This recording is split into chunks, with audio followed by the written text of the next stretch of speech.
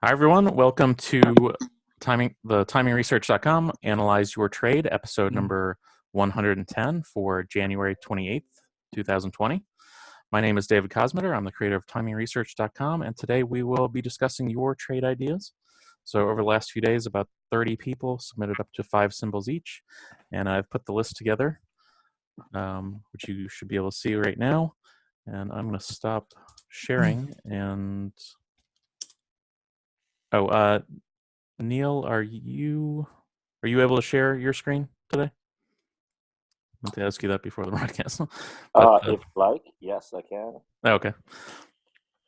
All right. So yeah, we're going to be discussing those symbols, and today I have arranged for Neil Batho and Jim Kenney to be here, and Jim will be moderating. So I'm going to turn it over to him in a second. But can you hear me? Okay, David? Yeah, sounds good. Okay, good. Because I have something weird on the screen here. Oh, okay. Yeah. Neil, you said you are able to share your screen? Yes. With the charts? Okay. And Jim, if you want to go ahead and take over while Neil's getting his chart. Sure.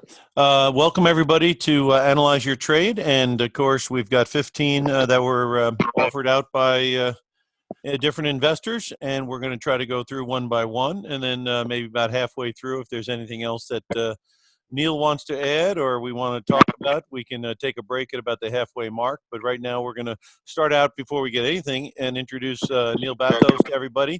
Neil, again, for people who are not aware, a little background on yourself and what's going on down at your company.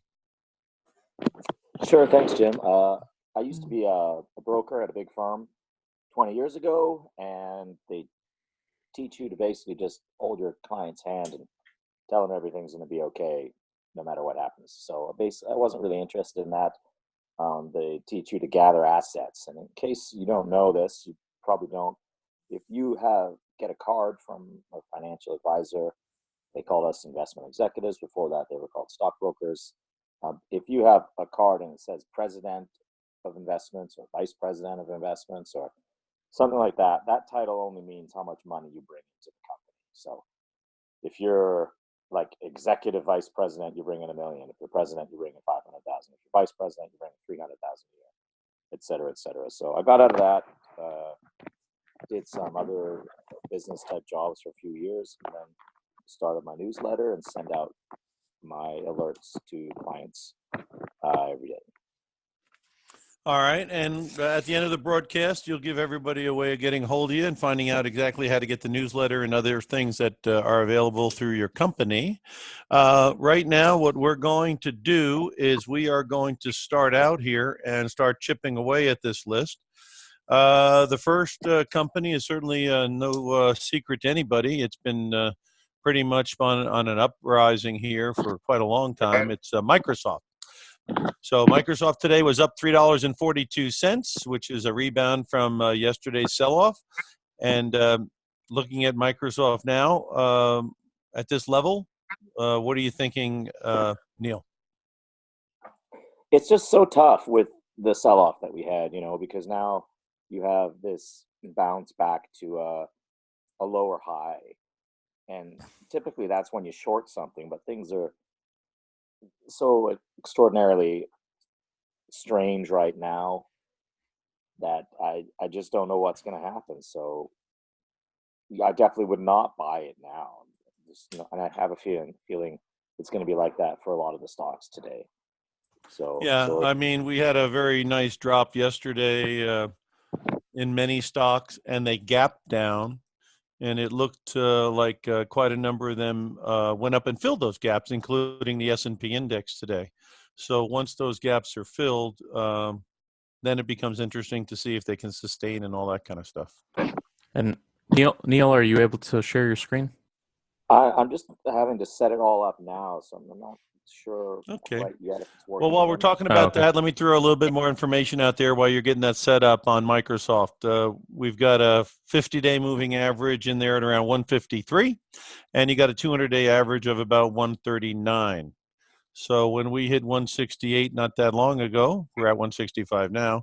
Yeah, we're the better part of $30 above the moving average, which is about 20% above, which is getting on a big company like this to be a little bit of real estate between the moving averages and the actual price. So, when you get 20, 30, 40, 50% above the moving average, sometimes it's even gotten it, like Roku got like 100% above it. You have to start giving some respect under the concept of reverting back to the mean. And so while this company is obviously a fantastic company, makes all kinds of money, every company can get to a point where they're stretched. And I don't know if 170 is it on Microsoft, but it would be an area where I would start looking to see if there's any cracks in the armor, simply because of how far away it is from the 200-day moving average. Neil, you're up. Any other indications on the chart that you're seeing? Well, it says I cannot share. Well, I see it. Yeah. Oh, no, I don't see it. Now you can. Okay. I was just sharing from my screen while you were getting ready. Okay. Okay. Just a second. Mm-hmm. Okay. It should be a few seconds and then it should be working, I hope. Okay.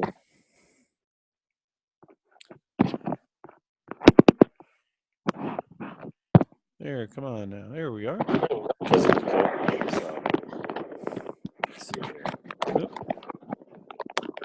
Yeah, so I use the Ichimoku cloud. The cloud usually just works as support and resistance, but it's more of an area rather than a line.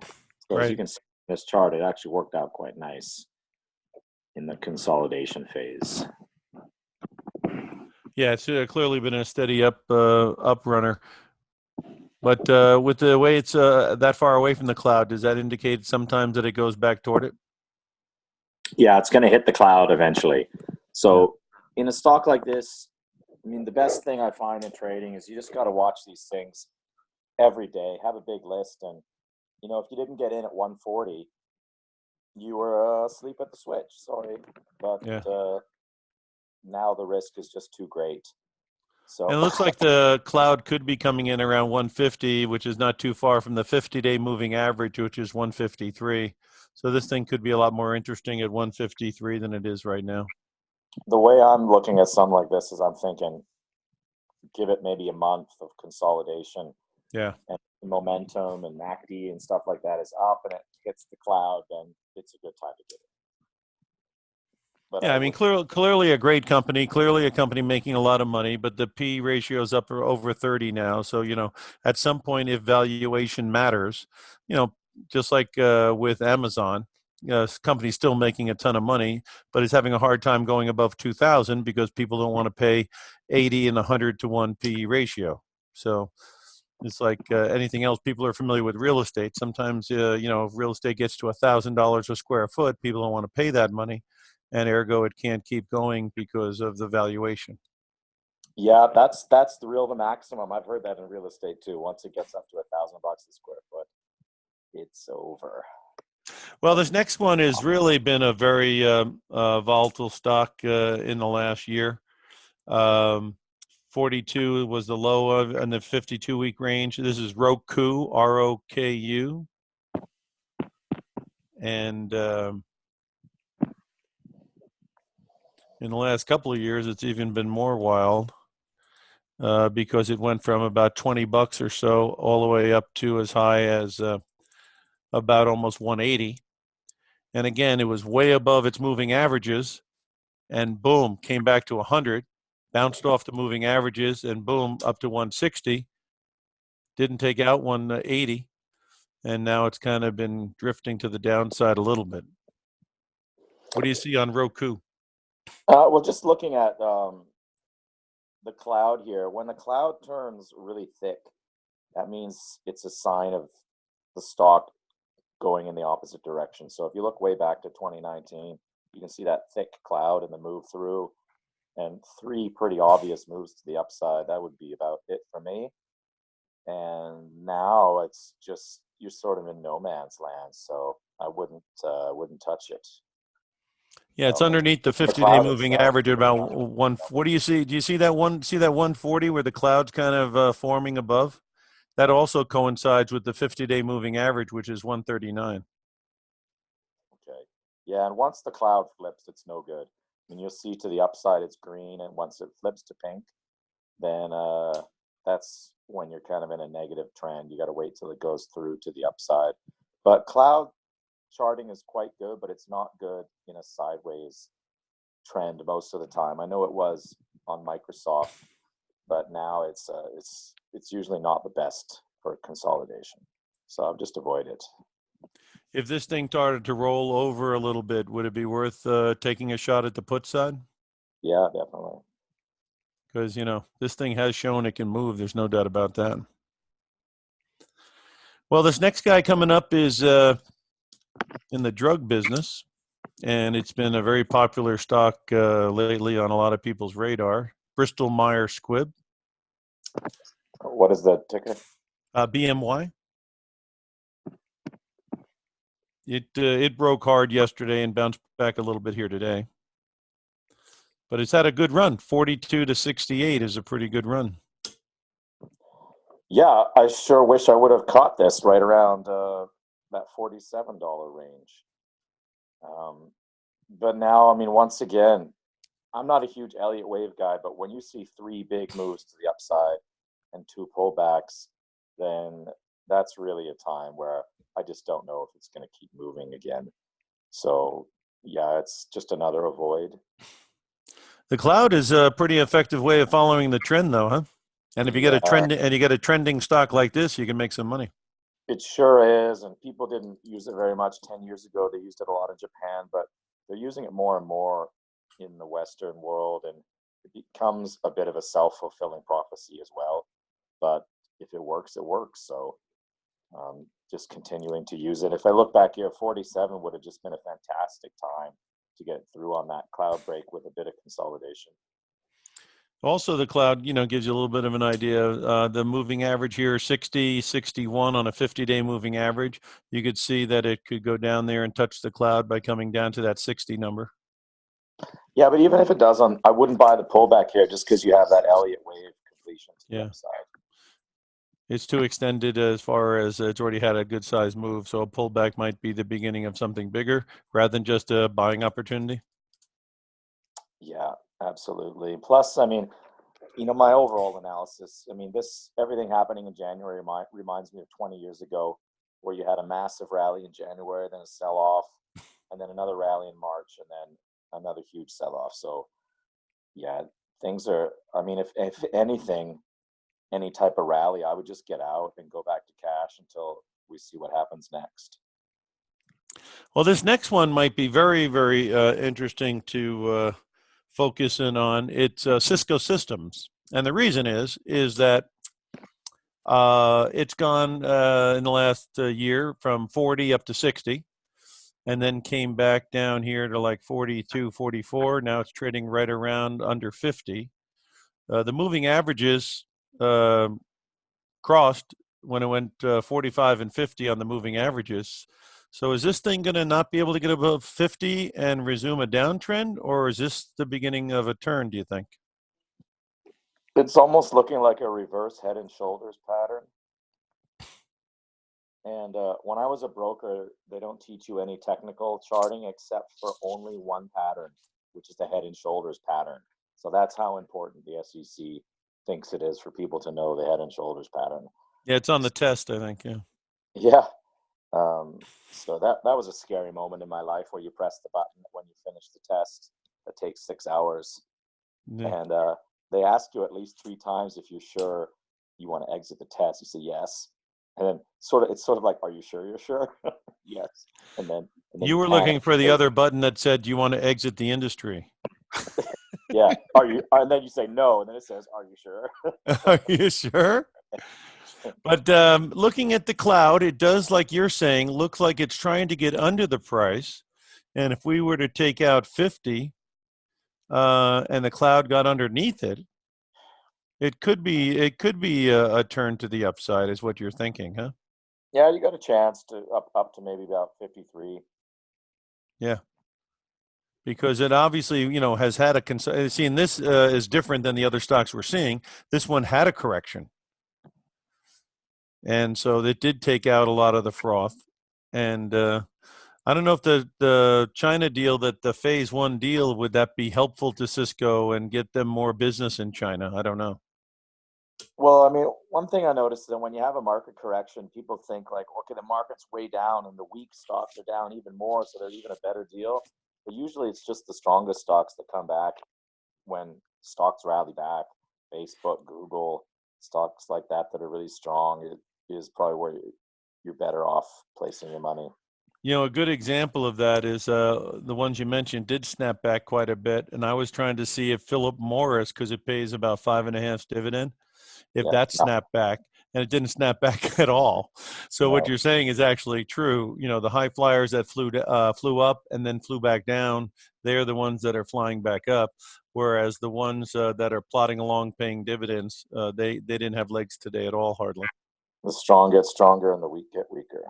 Yeah, or no, people are chasing alpha. You know, I mean, they're looking for some growth, and the names that you mentioned are the ones where all the growth has been. So,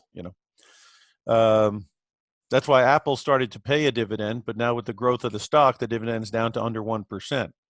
So, when the stocks when you see a company that pays dividends and always is raising dividends, and then you look at it and you go, but the dividend's only 1%. Well, that tells you that the stock's been taking off, because they're raising the dividend, but it's the percentage you're going to get paid as a yield is going to be dropping because the price of the actual underlying is rising.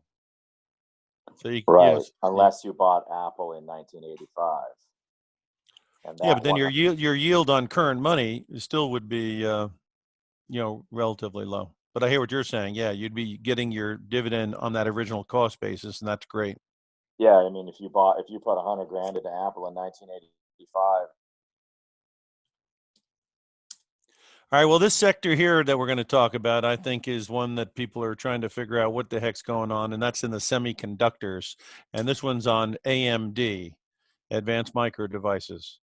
And this thing trades so much volume. Every time I look at it and I see the volume, I just, it's hard to believe. 53 million shares today. That's a little bit more than the average bear, And that's kind of an average volume. Yeah. Well, anyway, we all know, or anybody who's following it knows, it's had a big move from $15 in the fourth quarter of last year all the way up to as high this year at 52 on January 24th, which is pretty much last Friday. And so you're now looking at a company that was up again today, and it's at the $50 mark. What do you think? What does it look like on the chart there? AMD.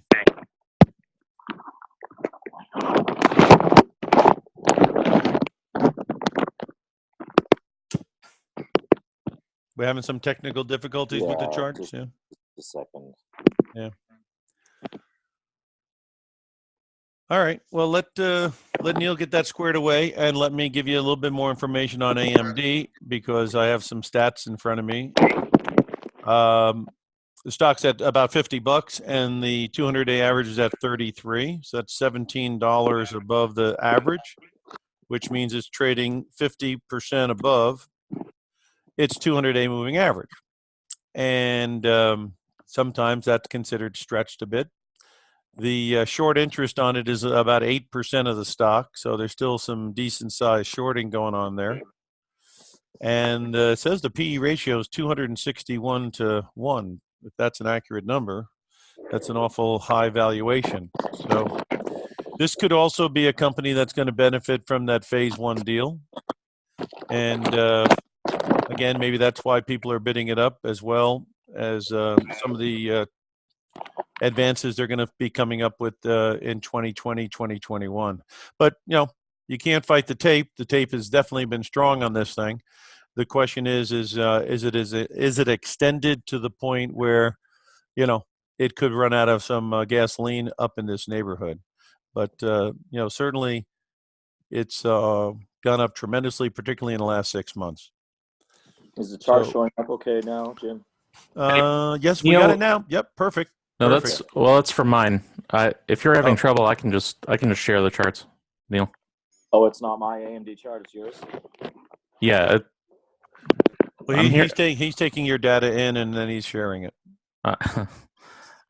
I'm hearing a lot. There's a lot of like rustling and like noise and stuff coming from you. It seems like, but yeah, I can just share the charts and you guys talk about them if that works.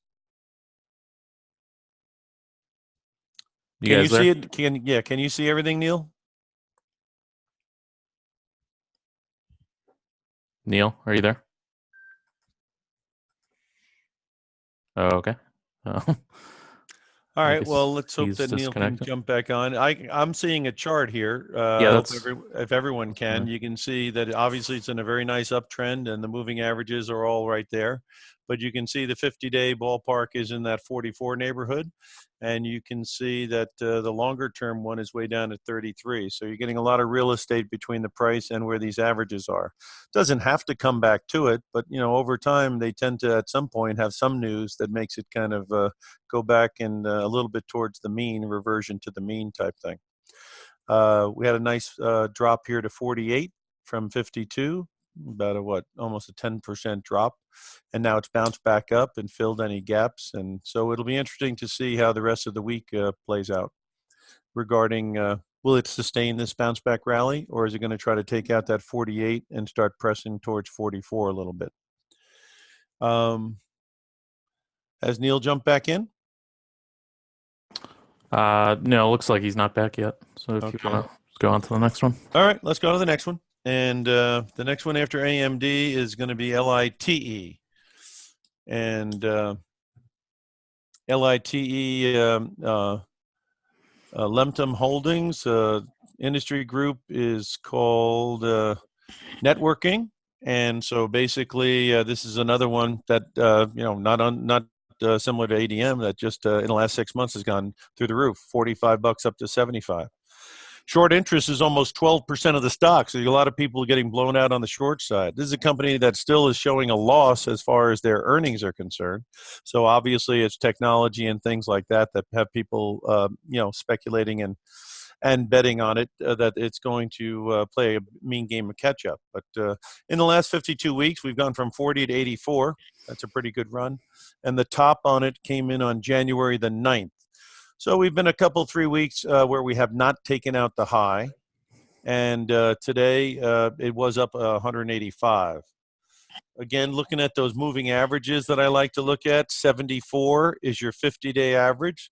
So it kind of came down and tested that during the drop yesterday. And then basically underneath that is 59, which is the 200-day average.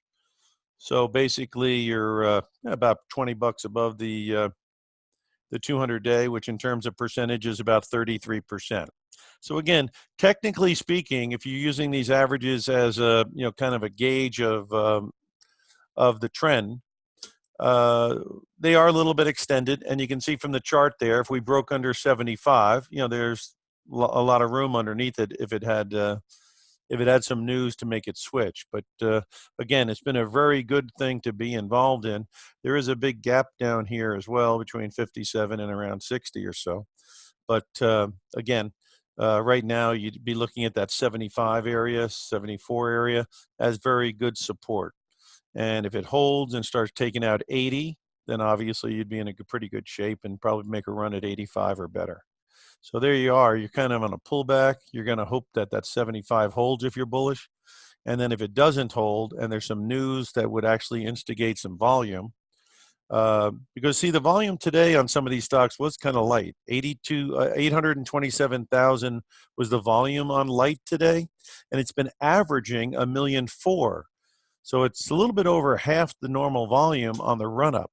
So that would make me a little bit concerned that this bounce that we saw was not of big conviction, but maybe a little bit of just some short covering and things like that. We'll have to see how things pan out here. But right now, the technical picture looks like support is 74, 75. And if we can get above 80 and then 85, of course, it's off to the races again. But the fact that it's so far above the red line, which is your 200-day moving average, means you have to be a little bit cognizant, because as these earnings come out this week, they've got to be robust, and the guidance has got to be robust. And of course, the Fed is meeting tomorrow. So what are they going to come out and say? Are they going to say, listen, we're going to, taper off the balance sheet. We're going to be there for anything and keep printing the money and keep liquidity going? So tomorrow's announcement and talk by the Fed is probably going to be very important because a lot of this market has been fueled by the liquidity spike of the Fed injecting liquidity in the fourth quarter last year to the tune of like $400 and $500 billion. So we'll have to see what the Fed says. But this is a company, obviously, you can't fight the tape. It's been very, very strong. But you just right now have to monitor the fact if it can hold these levels. Next one up is going to be VIAC. Let's get that up here, VIAC. And that is Viacom. Now, you know, this is a company here, full disclosure, my brother had worked with these people for a while. And so they've got a lot of content, and they could come into the streaming wars a little bit. And the P ratio is at 4.5 to 1. So if they have any value, and of course, some of their content would be dated, of course, but if there's any value to this company, obviously, you know, the price here has not been recognized. Again, $35 a share, used to be $54 a share. This is the CBS Viacom merger. And again, they do have a lot of content. And so it'll be interesting to see. It's down here near that double low around $34. It'll be interesting to see if they can hold the water and then go back up. But it's another one where the dividend is pretty high because the stock has just not performed. And again, it'll be interesting to see if they can monetize what their content is to make this thing happen. The moving averages, you can see, are way above the market. Does it look like it's getting a bit oversold down here? Yes. Does it look like it has some possible support at 34? Possibly. But unless they come out with some news and some information that's going to say that they're going to monetize this, the assets that they have, this stuff, this stock is very much in a downtrend right now. But RSI is at 26. So is it getting oversold? Looks like it's getting oversold. But again, it's hard to catch a falling knife, and that's basically a very sharp knife coming straight down. So And, again, Neil, are you back now? I'm back. okay. Neil, you want to jump in on Viacom? Obviously, it's a company that's been going south, but is it oversold enough to take a bite, or is it just stay away? Just like you said, doesn't matter. Don't catch that knife. So no. Yeah. No, a real big rookie mistake in trading is you think you're gonna catch the perfect bottom, but don't play that game. Yeah. No, I mean there's a momentum to the downside here that you just can't dismiss. All right. Well, next one has a little bit more life to it, and this is Pfizer. Again, though, not much price action, and that's why your yield is so high. $3.99, almost 4% dividend on it, and it's at $38. Do we see anything going on here, or is this kind of dead money? Another big mistake in trading is that when markets start selling off, people panic and think they can buy dividend stocks, and then they're in a horrible condition because these companies will cut their dividends. Yeah. Don't be a dividend hunter. The only time to be a dividend hunter is somewhere like at the bottom of a bear market, because then they'll keep raising the dividends. Pfizer's horrible because floors become ceilings and ceilings become floors. So that floor was right around 41 back in early in the year, and then it crashes, and now we've got a weak rally back up to there. So I don't know if the market's going to do the same thing as this, Neil, but this thing just took a long time to fill a gap that it had. And after it filled that gap, which was right in August of last year, it has rolled over, and today's action down 5% was certainly nothing to write home about. So they are definitely not running to Pfizer during this virus situation that's going on. I think I read somewhere Market Wizards or another one of those type of books that if you see a stock that you think is a great deal, wait till it drops another 20 or 30%. So that's kind of how we are here. I would avoid it.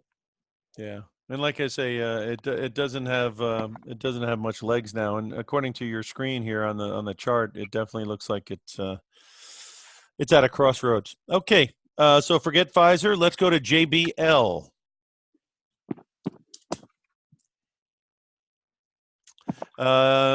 This company's at $41. It was not rallying too much here today. The bounce that many companies had, this really didn't. And the industry group is technical services. So what do you think of this one? Looks like it's a ditto of the Pfizer chart. I'm not really sure what that means, technical services. Yeah. It sounds It's a 6.3 billion market cap, so it's not that tiny, and it traded over 1 million shares here today, almost 1.3 million shares. So there's action there. Yeah, I mean, you might have a chance here if you're familiar with the company. I'll just try to zoom in. I mean, why not just buy the breakout at 44? You're in a lot better position there. Yeah. Especially today, if there's no rally today, you're in deep trouble. And there was you would have thought it would have had a little bit of a snapback with the action on the board here today, huh? But nothing, and that's a very bad sign. Yeah. All right. Well, let's see if there's some. Oh, here's one. Okay, this one's obviously one of the poster children of the semiconductor business, NVIDIA. And this one did snap back. So this would be one of the ones you were talking about where, it's a big mover. And so it got whacked very hard yesterday. The high was 260, and yesterday it almost went down towards 230, I guess. So it had a 10% drop pretty fast, and now it snapped back, but it just filled the gap, right? It did. Just wait until the open tomorrow, and if it's up a couple percent, then I would get in. Yeah. But if this is if it filled the gap towards 250 and it started going under 240, you'd probably be nervous about it at that point, huh? Yeah. Just wait till it goes up to maybe 250, 251, and then just have a super tight stop of a couple of dollars and watch it on a day-by-day basis. Because some of these sell-offs I've seen before over the years can keep going. They can go back up. So. Yeah, I mean, this is clearly it's been a great trending up company, and then the pullback yesterday was met with buying. So yeah. that's all positive. Yeah, I'm just not sure how much of this is algorithmic trading. It would seem to me that NVIDIA would be a stock that the algorithmic traders would love to trade. Is the MACD giving you an indication down the bottom there that this really could just be a dead cat bounce, and if it starts fading at all, you might want to hit this thing on the sell side? Yeah, MACD has turned down. It's a little hard for me to make it show up here. There we go. There's your MACD. So it's hard to trade only on MACD. Oh no, I'm just saying it's a little bit of an indicator. Yeah, you can look sort of at the convergence and divergence on the MACD as well, not just necessarily across. But yeah.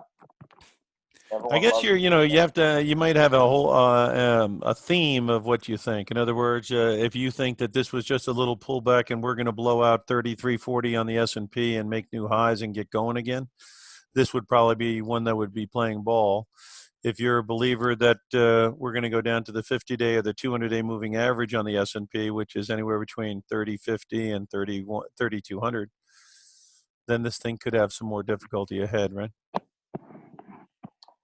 Yeah, absolutely. It's almost near the old highs of last year as well. So I've seen time and time again, once something goes back to the old highs like that, and you're thinking you're going to get another breakout past 300, it doesn't happen probably 9 out of 10 times.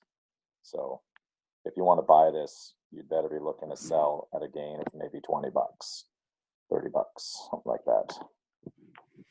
Yeah, when the MACD crosses, it has been sometimes you get some kind of a sell-off. I'm looking back in September when it went from 190 back towards 170, and when we went from 220 back to 200. So it's had $20 pullbacks when the MACDs have kind of looked a little bit rolly. So that'll be interesting to see if that's any help. Well, there's a lot of people yesterday who are probably very upset at their portfolios dropping so sharply, so they might have gone to the next stock, which is Kronos, CRON. And the industry group here is farming, but I believe it's pretty much dedicated to farming marijuana, isn't it? Sorry, what's the ticker? CRON. I don't seem to have it on my. Oh, wait a sec. I was putting in KRON. Yeah, this is CRON is the symbol. Okay. I don't know. And this thing is, obviously from beginning of 2019 at 25 has obviously been. Bottom of the cloud. Yeah. Oh, CRON, no? CRON, yeah, Kronos.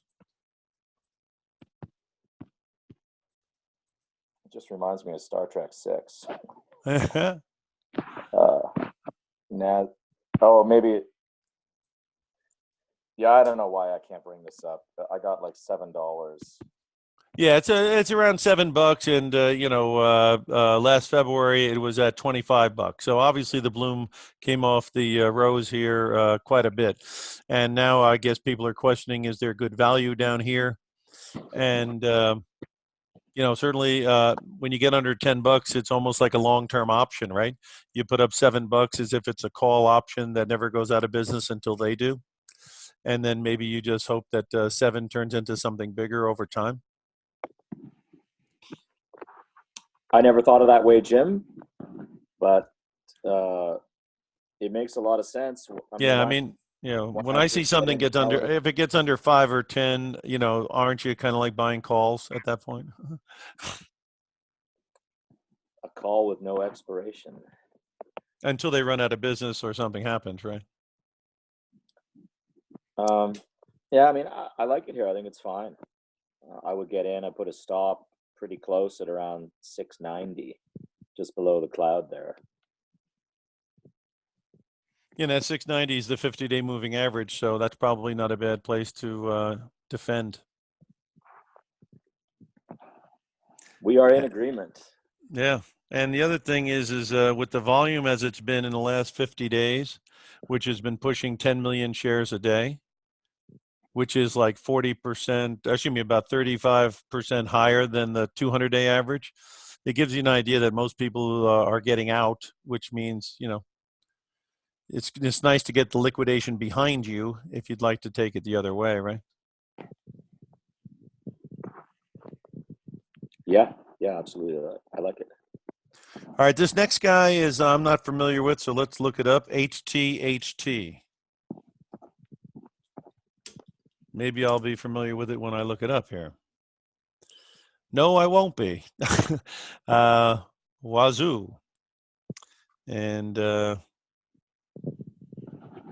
this is was up good today, almost 6% up today. Seemed to have been in a channel here of 40-30, 40-30 for the last year, pretty much. One of the things I noticed in a stock where it's just very difficult to read the chart, the most important thing in all charts is higher bottoms.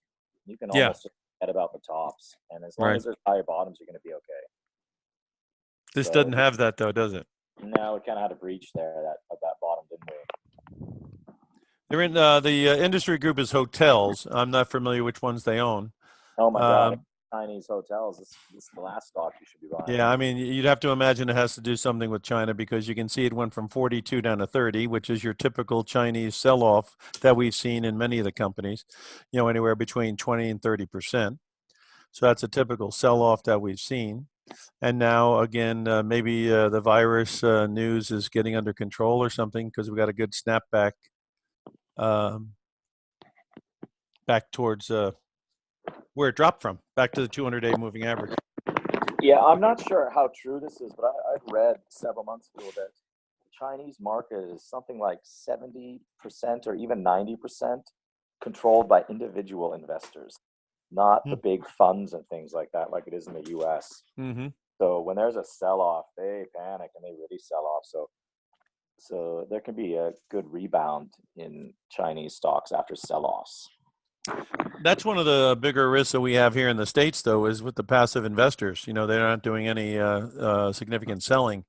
And that's why if the market were to roll over and stay down and their statements came in showing losses, if the passive guys started selling in a high quantity, it could be problematic for liquidity. You know what I mean? Yeah, Michael Burry's been in the news lately. Have you seen that? No. He's the guy. He was the first guy to short credit default swaps on the mortgage-backed securities. Okay. And what's he saying? He's saying exactly what you just said. Passive investing in index funds is creating a huge bubble in the market. Yeah. And I'm not sure what his position is on how he's going to deal with that. But you were talking about the high yield market and the amount of volume that came out of them yesterday. The word record sounds like a lot to me, and it was a record outflow from an ETF called HYG, and the spreads between the treasuries and the high yield expanded out pretty good too. So that was only one day of people being concerned, and that gives you an idea, if there was a legitimate reason to keep selling, how the volume could be problematic possibly. Let's take a look at this next thing here, Neil. MDB, and that's MongoDB, and that was up pretty good today, 2.5%. And is that a Mexican stock? Because I don't know. It's a software. It's a software company. Okay. And it's been a stellar, and it's still showing losses as far as the earnings per share. So it's a company that's still losing money, but it's got 20% of the stock short. So obviously the short interest being so high, obviously you got built-in buyers if it starts going up. And this thing has gone from $86 last year to last year it did hit as high as 184, and you can see it there. So the question is, sure was a nice chart in 2018, but this year it's just been losing a ton of relative strength, and I don't like to buy bargains after a sell-off when things rally again. So if you were to chart the relative strength of this stock to the market, it would be getting quite weak. So. And the MACD looks like it's getting to a decision point too, huh? Yeah, so I don't look just at the chart. I'll think to myself, what's the relative strength? And sometimes you don't even have to chart it. You just look at it and you say, okay, Apple was up 30% last year. The market was way up last year. This did almost nothing last year. So, well, actually, no, that's not true. It had its rally at the beginning of the year, but the last 6 months it hasn't participated hardly at all. So. What's your feeling on RSI? Is there any numbers that you feel, if it's between, 60 and 80, or if it's between 20 and 40 or something like that? Some people used to say that if it's above 50, you're still in a positive mode. If you get under 50, it's a negative mode. What do you think? It just depends if the market is what you would consider to be normal. So, RSI will work on currencies, but if you use the RSI to get out on the S&P 500, you were in a lot of trouble because you missed huge gains. So I'll just bring up the S&P 500 here real quick. Here's the daily RSI, and it can hang around the 70 level for quite a long time. Right. So it's a real tough one. If you're thinking about selling and the RSI goes from above 70 to below 70, then that's going to give you the extra sort of hint that you need. But as long as it keeps hanging out above 70, you should probably just stay in. Otherwise, you're going to be missing out. Maybe a good one would be Apple to bring up. Let's see how that RSI did. Yeah, so, here you would have missed a lot of gains at the end of the year. On Apple? Get out. Yeah, I don't. Like I said, I just was thinking: is there a general idea that if it's above 50 or 60, it's generally going to be a sideways to higher market, and if it's at less than 60 or less than 50, better than even chance that it's going to be a sideways to lower market? I don't use it like that. I'll just use the cloud. I mean, if I look here on Apple, for example, the way I would be looking at something like this is that if it starts getting higher above the cloud than it should, so it should basically be going the same distance from the cloud all the time.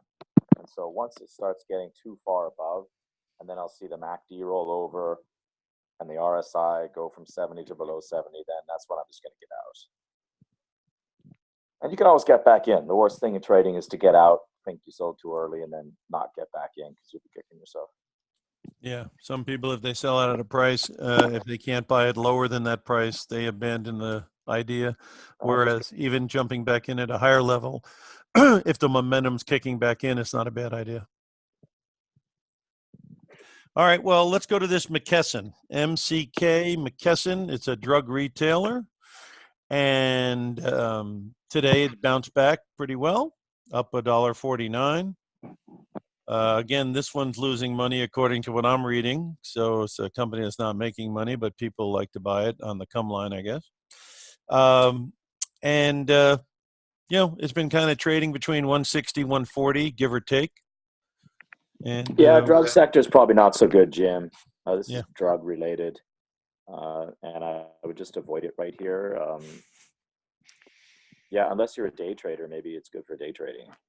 But I wouldn't buy it for a trend trade for several weeks or months.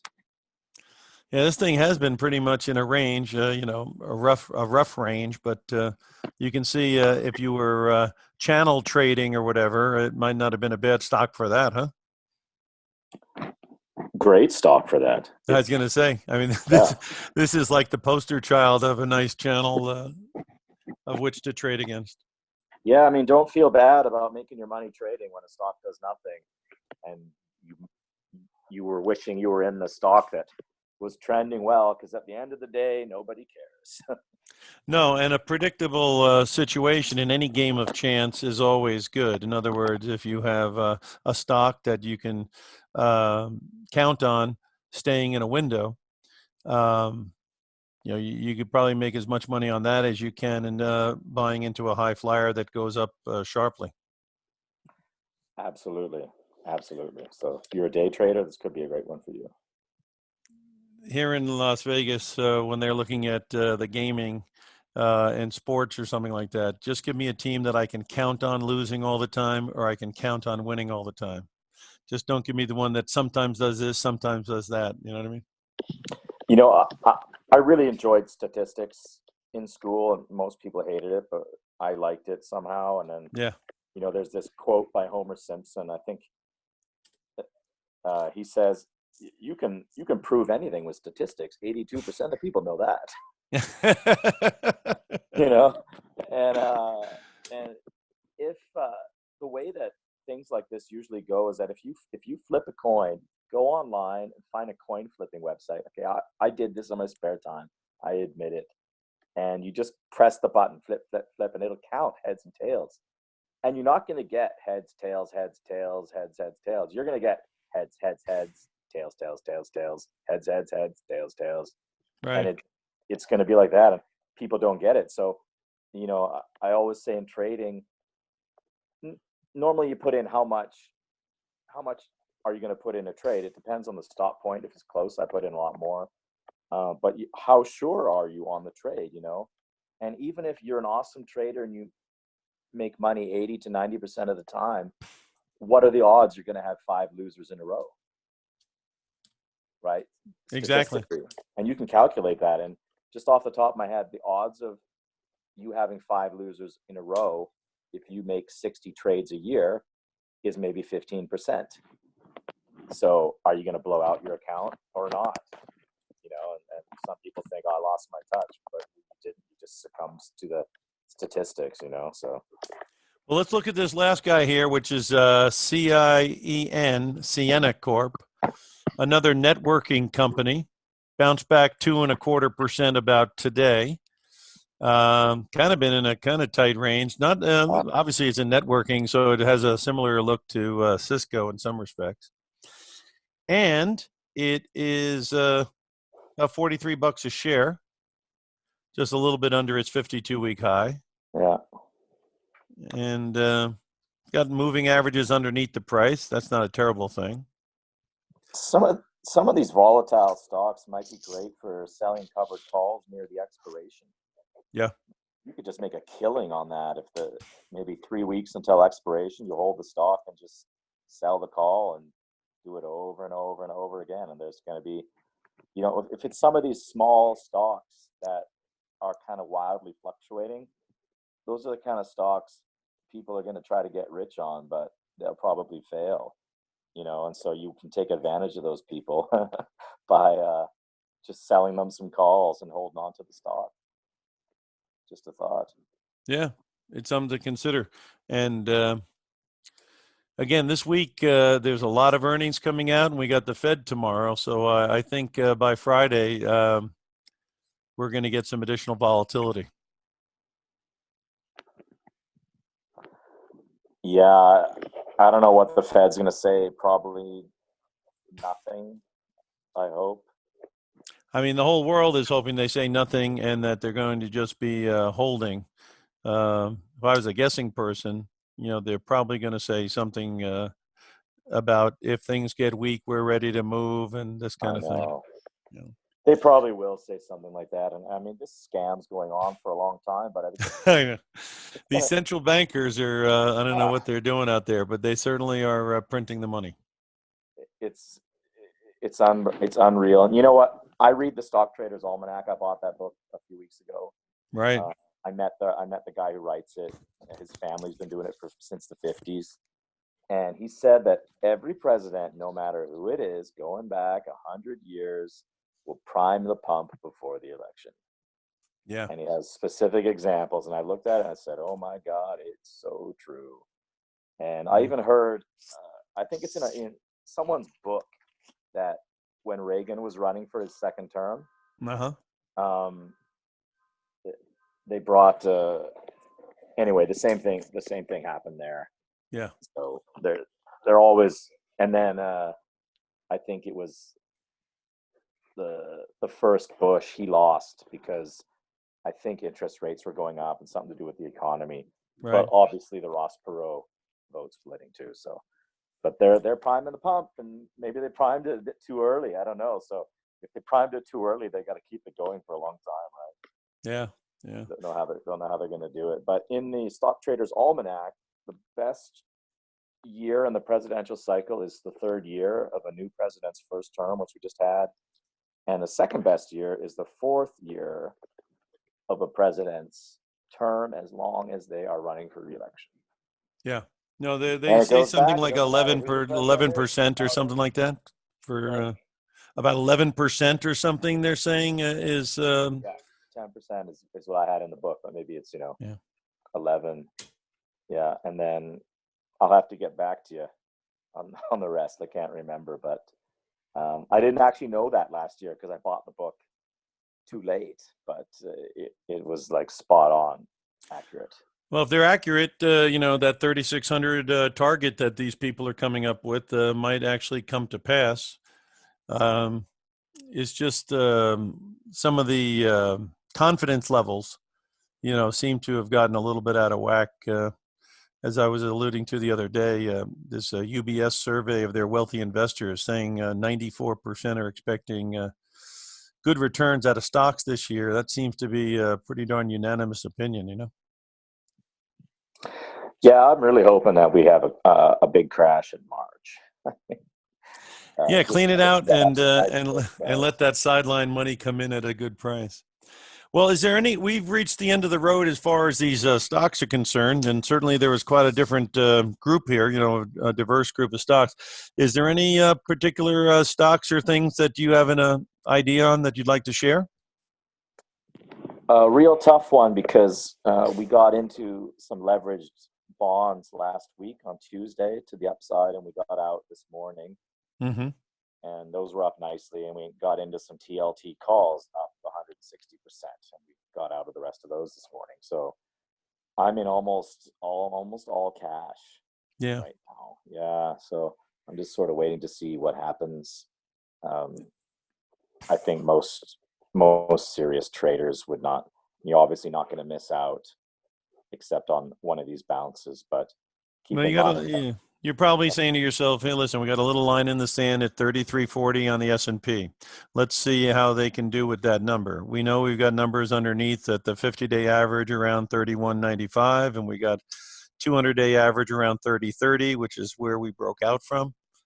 So is it a situation where they're just going to take it right back up through the highs, or is it a situation where we're going to try to obviously consolidate and pull back a little bit, not unlike gold did, when it went from 1350 to 1580 very fast, and then it went quite a long time now, trying to kind of work off that excess fuel,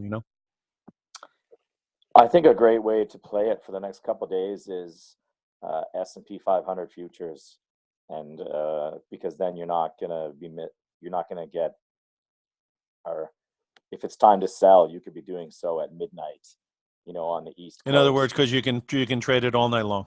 Exactly. You're not going to have these gap ups and gap downs. You can say, "Oh my God, what did I do?" Or just take it on a day by day basis, put a little in. But I'm hoping to get ready to short. I don't know if it's going to happen. Probably depends a bit on the Fed, but you can't underestimate how far bull markets can go. No. So, The one thing that I've noticed today on many stocks, or some anyway, is that the snapback rally volume today was much lighter than the selling volume. And sometimes people think that that's called a contrary trend move on a short-term basis. that's And bad for stock. and so basically, if either these earnings start not making people happy, or if the Fed doesn't make people happy and there's a reason to sell, there could be higher volume coming in behind the high volume we saw yesterday. I guess the way I could put it is when you're trading, you should never panic and you should never hope. So if you're in a trade and you're hoping, get out. And I always want to be ahead of the curve. I watch the bond prices every day on the futures market. I watch the S&P 500 every day and the NASDAQ on the futures market and the Russell. So, I mean, that's why we got into bonds on Tuesday, and I was slowly scaling out of our stocks. And now our accounts are up, and so I'm not worried. I'm not worried about, oh, am I going to miss out? Because we already had those gains. So you got to be ahead of the game by only a couple days, and you'll be fine. And if you watch, I mean, I would say there's only two things you need to watch every single day in the futures market, and that's the S&P 500 and bonds, and see how they're Those are true. and I like to keep an eye on this VIX too, because once the VIX got above 14, it was kind of a signal that this thing was going to roll over sharply, and then it spiked up to 19, but couldn't hold the water. But it had gapped up, so it just filled the gap today, just a shade under 16 at 1569 today, and then it closed at 1628. So I think if you're bullish, you don't want this VIX back above 18 again, and if you see it above 18, you better prepare for a little bit more rain. And if you get it above 20, then you got to expect a hard rain. And then if you get above 25 or 30, you better expect the abyss. And that would be a great time to maybe buy and sell some options. Yeah, well, it would be if you do get a spike to 25 to 50. Historically, it has been a very good time to take care of premiums on the put side. Yeah. So anyway, we're coming up to the top of the hour, and there's a lot going on this week. And so just for the people who would like to get a hold of you, give them a little information on how you can do that. And when they do get a hold of you, what's the kind of stuff that you offer? Sure. If you go to my website, I'll give away a free trading calculator. This will tell you how to position size your trades according to the stop point on the stock. So the closer the stop, the more you put in, the farther away the stop. In regarding technicals, the less you're going to put in. So it's very, very helpful in your trading. And I give away my best ETF for the next 10 years. It's a secret, but if you sign up, you get it. And you'll get all my insights to the market a few times a week. And that's all in the free service. And if you like my stuff, then I'll send you the real picks. And there will be some links for that as well. Oh, that's excellent. Okay, so if you're out there trading and you want to hear and find out more about what Neil's doing, the way you do it is just as he outlined. And if he's a trader, obviously, so he'll be talking the same story as yourself. I'm Jim Kenney. I do have a weekly update that I send out on all the different markets to give you a little bit of an idea on what I see happening in everything from the stocks to the bonds to the currencies to the metals to the oil, and you name it. So I do give a wide brush here. And you can reach me at optionprofessor@gmail.com. And then we can make sure you're put on the list to get the weekly update. Right now, I'm going to turn it back over to David Kosmeter, who's going to take it in from here. And thanks a lot, Neil, for showing up here today and sharing your ideas. Thanks, Jim. All right, thanks, guys. Just a quick reminder for everyone, be sure to subscribe to Timing Research on YouTube and your favorite podcast network. You can also go to TimingResearch.com to get access to any of the past show archives, as well as this one, as soon as I can get it posted. Also, this coming Thursday, the January 30th, we are going to have a special episode of Analyze Your Trade with a brand new guest, a first-time guest, so who has a new service that I think everyone will find very interesting. So be sure to watch for info for that. You can always go to TimingResearch.com/live to get access to the live events. And I just want to thank my guests again for today, Jim Kenney of OptionProfessor.com and Neil Batho of TraderReview.net. Thanks, everyone. Thanks, David.